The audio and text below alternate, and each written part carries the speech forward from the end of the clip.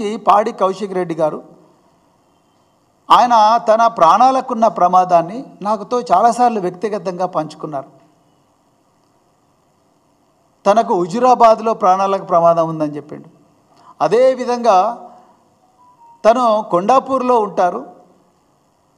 కొండాపూర్లో ఒకరే కుటుంబంతోనే ఉంటారు.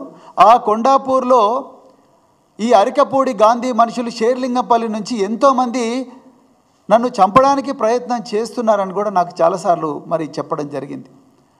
అదే మరి పాడి కౌశిక్ రెడ్డి గారు తన మీద దాడి జరుగుతుంది అని పోలీసులకు 4 సార్లు కంప్లైంట్ చేసిన అరికపూడి గాంధీని ఒక 2 నెలల క్రితం పోలీసు పహారాలో 3 పోలీస్ స్టేషన్లు దాటించి తీసుకొచ్చి ఆయన ఉండే ఇంటి మీద దాడి చేయించారు. వందలాది మందితో పోలీసుల సమక్షంలో జరిగింది.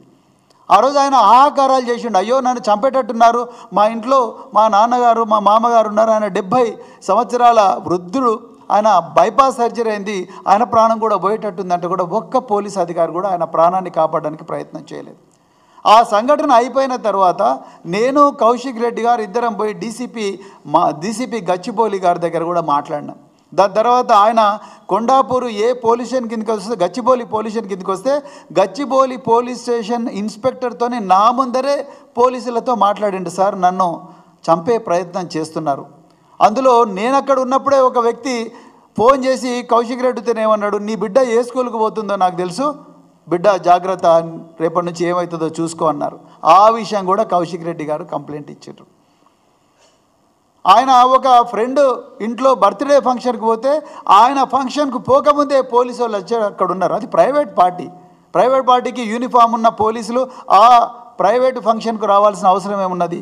ఈ అనుమానాలన్నీ ఉన్నాయి కాబట్టి తనను చంపడానికి రేవంత్ రెడ్డి కుట్ర చేస్తున్నాడు కాబట్టి పాడి కౌశిక్ రెడ్డి గారు నిన్న వెంకటరెడ్డి అని బంజారా హిల్స్ ఏసీపీ ఎవరైతే ఉన్నారో ఆయన దగ్గర 3 గంటలకు అపాయింట్మెంట్ తీసుకొని పోయాడు. పాడి కౌశిక్ రెడ్డి మామూలు పౌరుడు కాదు. అది దయచేసి తెలంగాణ ప్రజలు గుర్తించాలి. ఆయన ప్రజల చేత రాజ్యాంగబద్ధంగా ప్రత్యక్షంగా ఎన్నుకోబడ్డ ఎమ్మెల్యే. ప్రోటోకాల్ ప్రకారము ఎమ్మెల్యే చీఫ్ సెక్రటరీ పైన ఉంటారు. ఎమ్మెల్యేకు రాజ్యాంగము పార్లమెంటు ఆ ఎమ్మెల్యేలకు ఎంపీలకు ఆ ప్రివిలేజ్ ఇచ్చింది.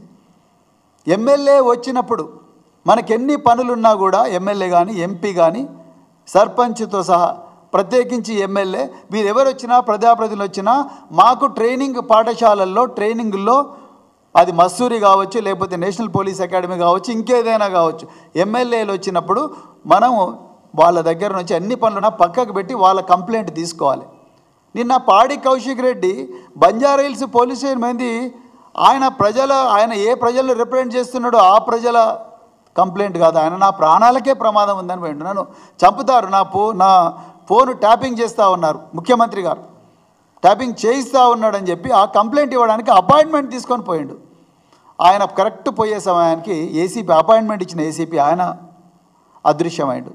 మరి అక్కడ ఉన్న స్టేషన్ హౌస్ ఆఫీసర్ ఆయన 1 నిమిషం ఆగి మరి తీసుకోవచ్చు కదా కంప్లైంట్, ఏం పోతున్నది, ఒక ఎమ్మెల్యే ఇచ్చిండు 1 నిమిషాలు, సార్ చెప్పండి మీ ప్రాబ్లం ఏమున్నది, మీ ఫోన్ ట్యాప్ చేస్తే మీకు అనుమానం ఉన్నదా, నేను ఉన్నతాధికారులతో మాట్లాడతా అని చెప్పి 2 నిమిషాలు తీసుకుంటే ఏమవుతున్నది? లేదు. ఇప్పుడు నేను డీసీపీ గారి ప్రెస్ నోట్ చూశాను.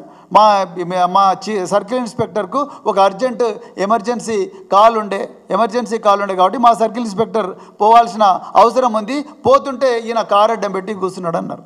నేను ఒక్కటే అడుగుతున్నా, అయ్యా మీకు పెద్ద వ్యవస్థ ఉన్నది. కేసీఆర్ గారి టైంలో 700 కోట్ల రూపాయలు పోలీస్ శాఖ మీద ఖర్చు పెట్టిండ్రు, 1000 పెట్రోల్ వెహికల్స్ ఇచ్చిండ్రు, కనీసం 40,000 మంది పోలీసులను ఈ శాఖకు మంజూరు చేసి భర్తీ చేసిండ్రు వాళ్ళందరినీ. ఆ ఇన్స్పెక్టరే పోవాలన్నా, కింద ఎస్ఐలు ఉన్నారు, సెక్టర్ ఎస్ఐలు ఉంటారు, బ్లూ కోల్డ్స్ ఉంటారు, పెట్రోల్ వెహికల్స్ ఉంటాయి, వాళ్ళను పంపించి ఈయన 2 నిమిషాలు కంప్లైంట్ తీసుకొని పంపిస్తే అయిపోతుండే. ఒక గౌరవప్రదమైన వ్యక్తి, ఒక ప్రజల ప్రతినిధి, రాజ్యాంగబద్ధంగా ఎన్నికైన వ్యక్తి, ప్రివిలేజ్ ఉన్న వ్యక్తి, ఒక ఎమ్మెల్యే గారు కంప్లైంట్ ఇవ్వడానికి వస్తే సర్కిల్ ఇన్స్పెక్టర్ కూడా కంప్లైంట్ తీసుకోకపోతే మరి ఎమ్మెల్యే ఏం చేస్తాడు? ఆయన ఒక్క దుర్భాషలు ఆడకుండా దయచేసి మీరు రండి సార్, మా కంప్లైంట్ తీసుకోండి, నా ప్రాణాలకు ప్రమాదం ఉంది, ముఖ్యమంత్రి రేవంత్ రెడ్డి నన్ను చంపడానికి ప్రయత్నం చేస్తూ ఉన్నాడు, నా ఫోను ట్యాప్ చేస్తున్నాడు అని చెప్పిండు ఆయన కౌశిక్ రెడ్డి. అది తీసుకోవడానికి ఏమున్నది? అది తీసుకొని మీ ఉన్నతాధికారులతో డిస్కస్ చేసి తర్వాత ఎఫ్ఐఆర్ చేయి కదా. ఎవరొద్దన్నారు? అది చేయకుండా ఇలా పాడి కౌశిక్ రెడ్డిని మనం ఇక్కడ మాట్లాడుతున్నాం, ఇలా కౌశిక్ రెడ్డిని బంజారా హిల్స్ పోలీస్ స్టేషన్లో పెట్టి చిత్రహింసలు పెడుతున్నారు. అంటే నేను ఎందుకు చెప్తున్నా అంటే, ఒక గౌరవప్రదంగా ఎన్నికైన ఎమ్మెల్యేకే ఈ పరిస్థితి ఉంటే, అలంపూర్ నుండి ఆదిలాబాద్ దాకా, కొడంగల్ నుండి కోదాడ దాకా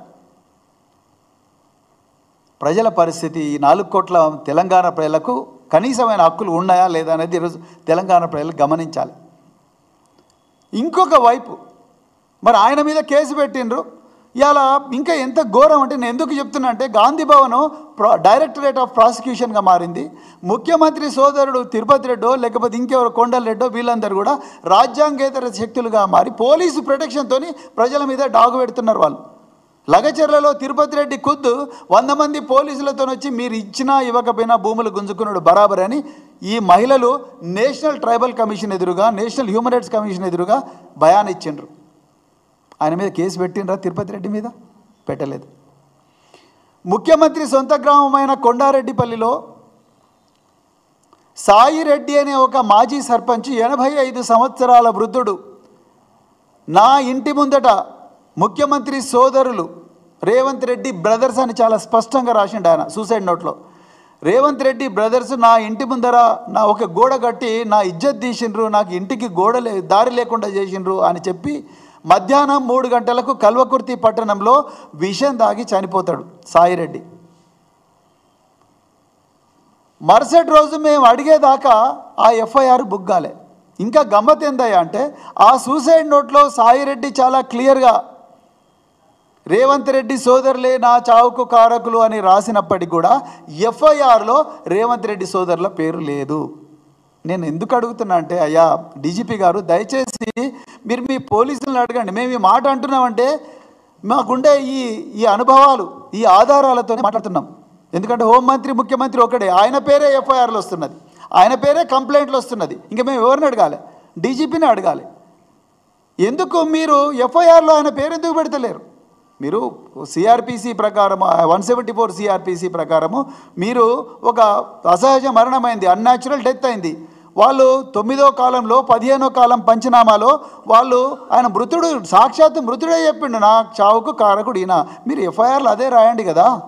ఎందుకు రేవంత్ రెడ్డి పేరు, రేవంత్ రెడ్డి బ్రదర్స్ పేరు రాయాలంటే అంత గజగజ వణుకుతున్నారు మీరు? మృతుడే చెప్పిండు కదా. ఆయన బాడీని 2 రోజులు పోస్ట్ మార్టం చేయకుండా పెట్టిండ్రు. అంటే ఆ బాడీకి ఆ గౌరవం ఇవ్వద్దా మీరు? ఆయన మనసులో ఒక భావం ఉంది, నా చావుకి ఈయన కారకుడు అని చెప్పిండు, ఎందుకు పెట్టలేదు మరి? అంటే ఎందుకు మేము ఈ మాట అనాల్సి వస్తుందంటే, మీరు ప్రవర్తిస్తున్న విధానం. ఇక రెండవది, మీరు రేవంత్ రెడ్డి గారు ఎన్నో సందర్భాల్లో రకరకాల ఎలక్షన్లప్పుడు కానీ దాని తర్వాత కానీ చిన్న పిల్లల ముంగట, మన ఆయన జన్మదినం రోజు కూడా కేసీఆర్ను తిట్టకుండా ఉండలేదు, ఘోరంగా తిట్టిండు. మరి అది కూడా సెక్షన్ 196 బిఎన్ఎస్ ప్రకారం నేరమే కదా. మరి ఘోరంగా తిట్టిండు. చివరికి మీ జాతిని కూడా ఖతం చేస్తా అని తిట్టిండు రేవంత్ రెడ్డి గారు. మరి అది నేరమే కదా, 196 బిఎన్ఎస్ ప్రకారం నేరమే కదా. మరి అది సోమోటగా చేయాలిగా మీ పోలీసులు. అంటే ముఖ్యమంత్రికి ఒక న్యాయం, సాధారణ ప్రజలకు ఒక న్యాయమా? ముఖ్యమంత్రికి ఒక న్యాయం, బీఆర్ఎస్కి ఒక న్యాయమా? ఎక్కడ రాసింది చట్టంలో? మేము ఇచ్చిన కంప్లైంట్స్ ఏవి కూడా మీరు ఇంతవరకు తీసుకోలే. అదే కాంగ్రెస్ పార్టీ గాంధీ భవన్ నుంచి కంప్లైంట్ రాగానే ఊట్నూరులో కేసు రిజిస్టర్ చేస్తారు. మూసీ నది గురించి మేము మాట్లాడితే ఊట్నూరులో కేసు రిజిస్టర్ చేస్తారు. ఇది ఎక్కడ న్యాయం? ఎక్కడ మూసీ నది, ఎక్కడ ఊట్నూరు? అంటే గాంధీ భవన్ ఏం చెప్తే అది చేస్తారు, ముఖ్యమంత్రి కార్యాలయం ఏం చెప్తే అది చేస్తారు. సో ఈరోజు మేము పోలీసు వాళ్ళను ప్రత్యేకించి ఈ రిక్వెస్ట్ పోలీసు వాళ్ళకే చేస్తున్నాం. ఎవరు కూడా శాశ్వతం కాదు అధికారంలో. మీరు చట్ట ప్రకారం పోండి.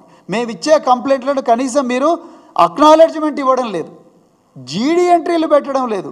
మీ మాన్యువల్లోనే ఉంది కదా, పోలీస్ మాన్యువల్లో పోలీస్ స్టేషన్కు వచ్చిన ప్రతి వ్యక్తి దగ్గర నుంచి కంప్లైంట్ తీసుకోవాలి. మీ దగ్గర రిసెప్షన్ డెస్క్ ఉన్నది, ఆ రిసెప్షన్ డెస్క్ నుంచి కంప్లైంట్ తీసుకొని జీడీలో ఎంటర్ చేయాలి. జీడీలో ఎంటర్ చేసిన తర్వాత అది ఒకవేళ కాగ్నిజబుల్ అఫెన్స్ అయితే మీరు కేసు రిజిస్టర్ చేయండి, లేకపోతే ఇంకొక విధంగా చేయండి. ఇప్పుడు కొత్తగా బిఎన్ఎస్ఎస్ రూల్స్ చేంజ్ అయినాయి. మీరు ఇవన్నీ చేయకుండా ముఖ్యమంత్రి ఏదో చెప్పిండని అడ్డదిడ్డగా వివరిస్తే రాష్ట్రం ఇట్లనే అతలాకుతలం అవుతుంది.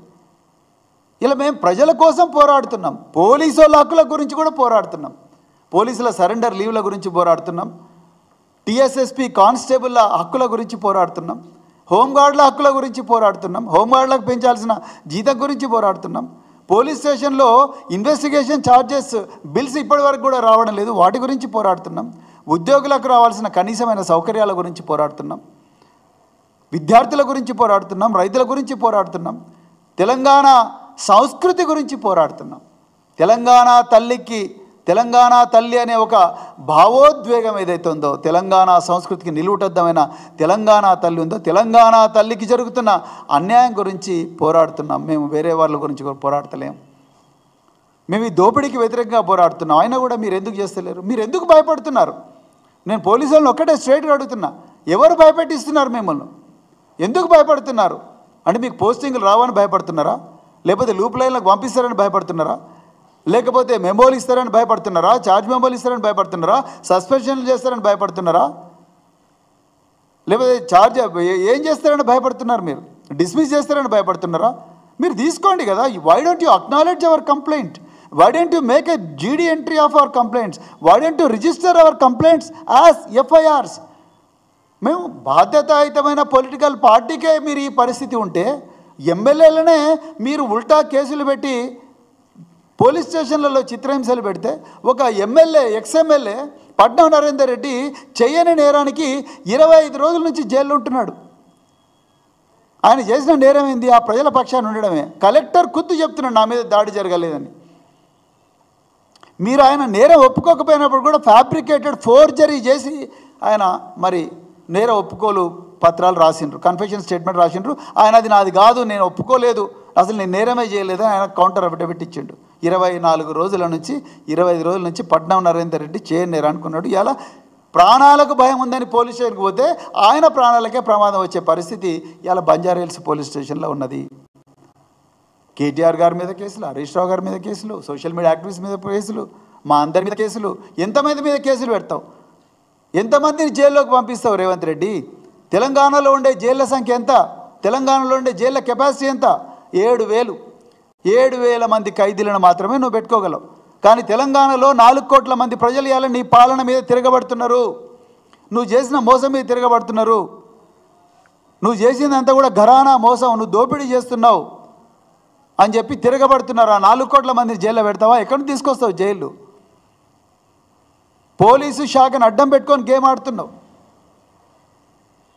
అందుకొరకు ఈరోజు మరి నేను మరొక్కసారి పోలీస్ శాఖ వారికి నేను ప్రత్యేకించి అడ్వైజ్ చేస్తున్నా, మీరు దయచేసి పారదర్శకంగా ఉండండి.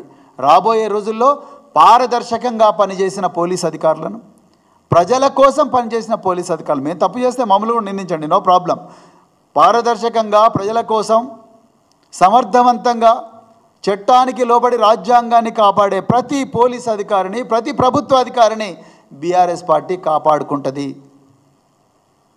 మా సహనాన్ని దయచేసి పరీక్షించకండి. కోర్టు ఎన్నోసార్లు మొట్టికాయలు వేసింది. బెయిలబుల్ సెక్షన్స్లో కూడా మీరు మా నాయకులను అరెస్ట్ చేసి మెజిస్ట్రేట్ల ముందర ప్రొడ్యూస్ చేస్తున్నారు. 35(3) BNSS ఏం చెప్తున్నది? ఆనాడు Avneesh Kumar versus state of బీహార్లో సుప్రీంకోర్టు ఏం చెప్పింది? 7 సంవత్సరాల శిక్ష కన్నా తక్కువగా ఉంటే మీరు స్టేషన్ బెయిల్ ఇవ్వవచ్చు, వీళ్ళని ఇబ్బంది పెట్టకండి అని చెప్పింది. మళ్ళీ మీరు మేజిస్ట్రేట్ల దగ్గర తీసుకుపోతే అది ఎన్ని గంటలకు తీసుకుపోతున్నారు? రాత్రి 12 గంటలకు తీసుకుపోతారా? రాత్రి 12 గంటలకు మేజిస్ట్రేట్లు నిద్రపోతుంటే వాళ్ళ ఇళ్ళ దగ్గరికి పోయి మీరు మమ్మల్ని నిందితులుగా చూపిస్తే తీసుకుపోతున్నారు. ఇది న్యాయమేనా? ఉదయం 6 గంటలకు తీసుకుపోతారా? మేజిస్ట్రేట్లు మొట్టికాయలు వేస్తున్నారు. హైకోర్టు ఐఓలకు మెమోలు ఇస్తున్నది, మీరు ఎందుకు ఇట్లా చేస్తున్నారు, మీరు ఎందుకు సతాయిస్తున్నారు వీళ్ళను, వీళ్ళేం నేరం చేయలేదు కదా అని.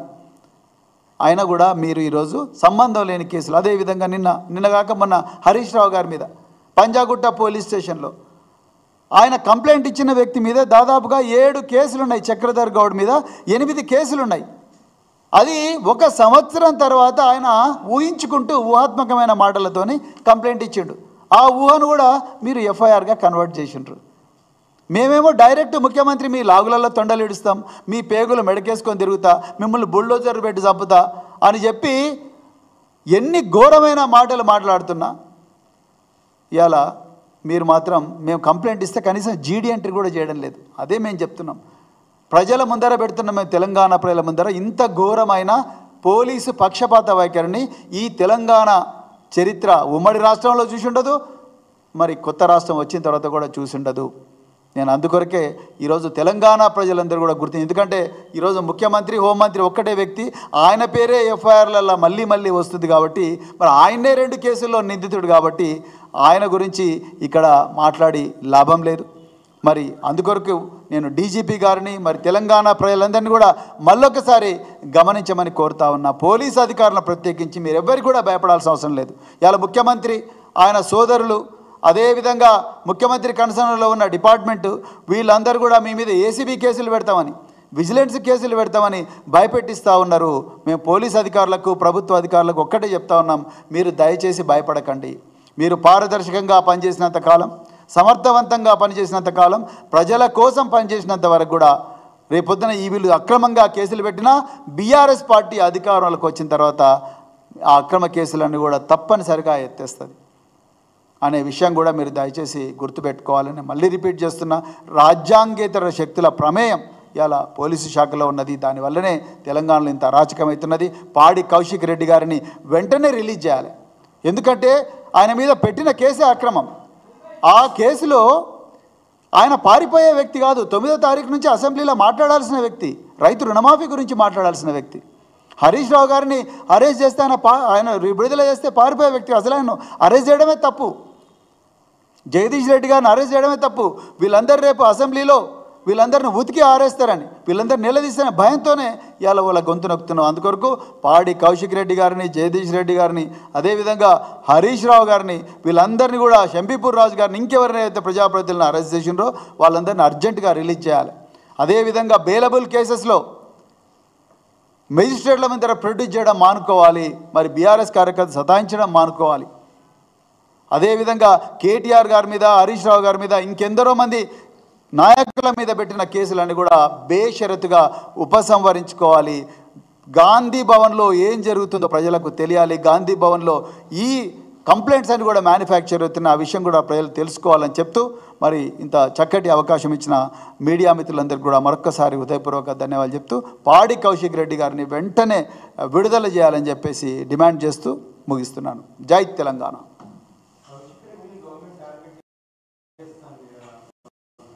100% చేస్తుందండి. కౌశిక్ రెడ్డి గారిని గవర్నమెంట్ స్పెసిఫిక్గా టార్గెట్ చేస్తుంది. కౌశిక్ రెడ్డి నాతో ప్రత్యేకంగా చెప్పిండు, రేవంత్ రెడ్డి నన్ను చంపాలని కుట్ర చేస్తున్నాడని చెప్పిండు. కౌశిక్ రెడ్డే చెప్పిండు నాతో. నేను అదే చెప్పిన కదా ఫస్ట్లోనే, కౌశిక్ రెడ్డికి ప్రాణభయం ఉంది, రేవంత్ రెడ్డి నుంచే నాకు ప్రాణభయం ఉందని కౌశిక్ రెడ్డి నాతో చెప్పిండు. అదే విషయం నిన్న చెప్పడానికి బంజారా హిల్స్ పోలీస్ స్టేషన్ పోయిండు. కానీ ఆయనకు అక్కడ న్యాయం జరగలేదు. ఆయన మీదనే ఉల్టా కేసు పెట్టిండ్రు. జీడీ ఎంట్రీ పెట్టుకోవచ్చు కదా, ఇన్స్పెక్టర్ ఉండొచ్చు కదా, ఏసీపీ ఉండొచ్చు కదా, ఎమ్మెల్యే. కౌశిక్ రెడ్డి మామూలు వ్యక్తి కాదు. 2 లక్షల మంది ఓటర్లకు ప్రతినిధి ఆయన. ఎమ్మెల్యే, ఆయన సిట్టింగ్ ఎమ్మెల్యే. అంటే ఒక ఎమ్మెల్యేకే ఈ పరిస్థితి ఉంటే 4 కోట్ల మంది సాధారణ ప్రజలకు ఏ పరిస్థితి ఉంటే, పోలీస్ స్టేషన్లో ఏం గౌరవం ఇస్తున్నట్టు, ప్రభుత్వ ఆఫీసుల్లో ఏం న్యాయం జరుగుతున్నట్టు? దీని మీదనే మా బీఆర్ఎస్ పార్టీ పోరాటం చేస్తుంది.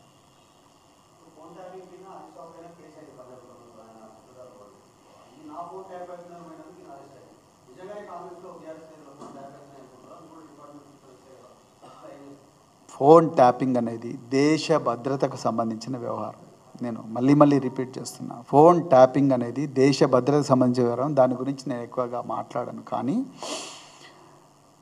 ఈ కాంగ్రెస్ పార్టీ వాళ్ళు చేసే కార్యక్రమాలు, వాళ్ళు ఆ లీడర్లను ఫాలో చేస్తున్న విధానం చూస్తుంటే తప్పకుండా ఇవాళ రేవంత్ రెడ్డి ఇవన్నీ చేస్తున్నాడు, ట్యాపింగ్ చేస్తున్నాడని చాలా క్లియర్గా అనుమానం బలపడుతున్నది. నిజం కూడా. లేకపోతే పాడి కౌశిక్ రెడ్డి ఆ కంప్లైంట్ తీసుకొని పోడు. ఆయన ఒక పుట్టినరోజు పార్టీకి పోతే అక్కడ పోలీసు వాళ్ళందరూ వెయిట్ చేస్తున్నారు. It was a conversation between him and his friend. మళ్ళీ పోలీసులు ఎట్లా వెయిట్ చేస్తున్నారు? తప్పకుండా రేవంత్ రెడ్డి ఆయనే కాదు, ఆయన ఇంకా మిగతా మంత్రులు కూడా చేస్తుంటారు. ఆయన ఉత్తమ్ కుమార్ రెడ్డిదో ఇంకెవరిదో చాలామంది కూడా రేవంత్ రెడ్డి ట్యాపింగ్ చేస్తుంటాడు. ఎందుకంటే రేవంత్ రెడ్డి తెలుసు, ఆయన ప్రజలు పూర్తిగా తిరస్కరించిన పార్టీ, కాంగ్రెస్ పార్టీ తిరస్కరించిన నాయకుడు రేవంత్ రెడ్డి. అందుకొరకే బలవంతంగా ఏ విధంగానే చేసి మరి ఆ సీటు మీద కూర్చోవాలనుకుంటున్నాడు. ఆయన చేస్తున్న దోపిడీని, దౌర్జన్యాలను ప్రశ్నించిన ప్రతి ఒక్కరి మీద కూడా ఈ విధంగా కేసులు పెడుతున్నాడు.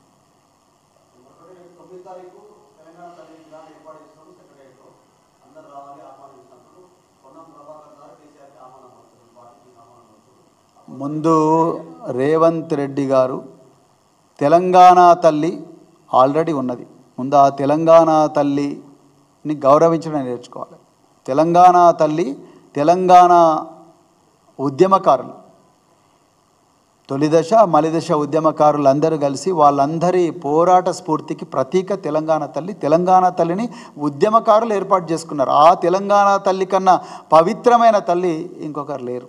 మళ్ళీ ఇప్పుడు ఈయన కొత్తగా తెలంగాణ తల్లి అని తీసుకురావడం, అది కూడా రహస్యంగా చేయడం ఏమున్నదండి? తెలంగాణ తల్లి, ఆ తల్లి ఏ విధంగా ఉంటుందో తెలంగాణ పిల్లలందరికీ కూడా తెలుసు. ఉద్యమం సమయంలోనే తెలంగాణ తల్లికి ఒక రూపం వచ్చింది. ఉద్యమకారులు ఇచ్చిండ్రు, అమరవీరులు ఇచ్చిండ్రు, కోట్లాది మంది తెలంగాణ ప్రజలు ఒక రూపం ఇచ్చిండ్రు. ఆ రూపం కాదని నువ్వు కొత్త రూపం ఏం తీసుకొస్తావు? తెలంగాణ ఉద్యమం లేకనే పోతివి కదా. తెలంగాణ ఉద్యమంలో నువ్వు తెలంగాణను దోచుకున్న వాళ్ళ పక్షాన నిలబడ్డ నువ్వు తెలంగాణ తల్లిని ఏం చేస్తావు? తెలంగాణ నువ్వు తీసుకొచ్చిన ఏ తల్లి అయినా కూడా ఇప్పుడున్న తెలంగాణ తల్లి కన్నా గొప్పది కాదు.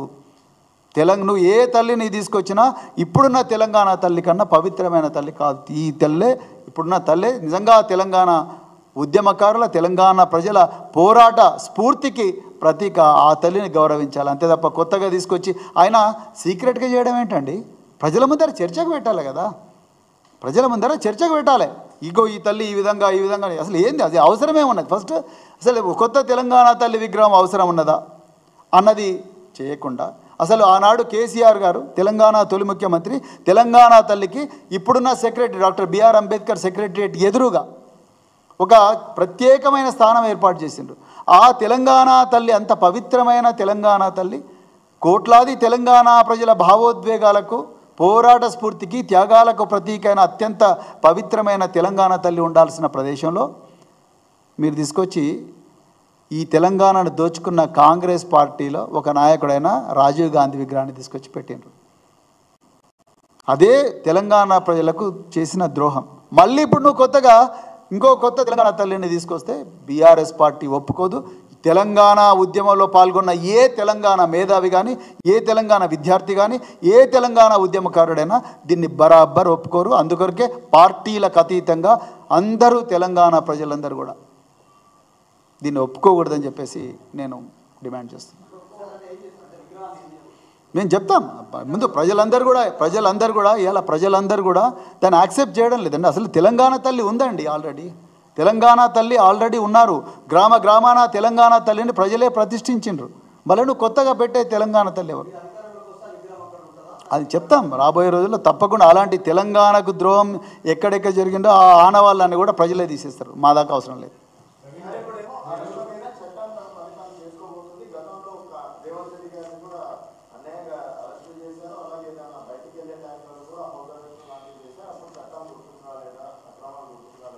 బీఆర్ఎస్ పార్టీ ఎప్పుడు కూడా అట్లాంటి చట్ట వ్యతిరేక పనులు చేయలేదు. బీఆర్ఎస్ పార్టీ ఎప్పుడు కూడా చట్టానికి లోబడే పనిచేసింది. మేము చట్ట వ్యతిరేక పనులు నిజంగా చేసి ఉంటే మీరు ఈరోజు చక్రధర్ గౌడు లేకపోతే ఇంకా వాళ్ళ దగ్గర ఉండే ఎమ్మెల్సీ తీన్మార్ మల్లన్న వీళ్ళందరూ కూడా ఈయన 7 కేసులు, ఆయన మీద 53 కేసులు ఇవన్నీ ఉన్నాయి. మరి అవన్నీ కూడా కోర్టులు కొట్టేయాలిగా, అంతే కదా. వాళ్ళు అవన్నీ ఆ కేసులు నిజంగా అక్రమమైన కేసులు అయితే అవన్నీ కోర్టులు కొట్టేయాలి కదా. మరి ఎందుకు కొట్టేస్తలేదు? అర్థమైందా? సో మేము ఎప్పుడు కూడా అలాంటి చట్ట వ్యతిరేకమైన పనులు చేయలేదు. పోలీసు వాళ్ళు వాళ్ళ పని స్పష్టంగా వాళ్ళు చేసుకునే విధంగా వాళ్ళకి ఆ స్వేచ్ఛ ఇవ్వబడ్డది ఆ టైంలో. కానీ ఈరోజు పోలీసు వ్యవస్థకు ఆ స్వేచ్ఛ లేనందువల్లనే ఇవాళ ప్రజల గొంతుకైన ఎమ్మెల్యేలు, రాజ్యాంగబద్ధంగా అయిన ఎమ్మెల్యేలు ఇవాళ పోలీస్ స్టేషన్లో చిత్రహింసలకు గురవుతున్నారు. అదే నేను చెప్పాలనుకున్నాను. Thank you very much.